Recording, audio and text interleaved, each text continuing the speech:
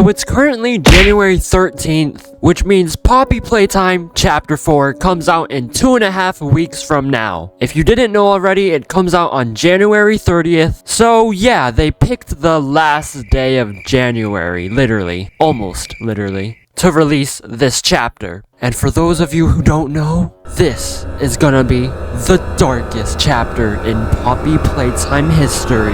At least that's what the game says. You go ahead and find Poppy Playtime Chapter 4 on Steam, and then scroll down right here. It says, brace yourself for the darkest chapter yet in the epic Poppy Playtime saga. So according to the Steam page, Chapter 4 is gonna be the darkest chapter yet. Is it true? I don't know. I guess we're just gonna have to wait till January 30th to find out. As of right now, you can only add Poppy Playtime Chapter 4 to your wish list. You can't pre-order it yet, unfortunately, but definitely soon you will be able to pre-order it and get the game so that you can play it yourself. But looking at the description of Poppy Playtime Chapter 4, we can see right here it says, you are pushed deeper into the undiscovered depths of the Poppy Playtime factory, far below anything the world knew. That line right there alone already sounds pretty dark, if you ask me. Here you'll encounter terrifying new threats and discover shocking revelations. Can you outwit the unnatural new creations lurking in the shadows? Can you survive here long enough to eventually unravel the mysteries behind the experiments? Every step will test your courage, every puzzle will challenge your mind, and every corner may be your last. Yo, why do they always say that? Every corner may be your last. I swear they always say that line in Poppy Playtime. Little do they know, I'm a pro at this game, you know?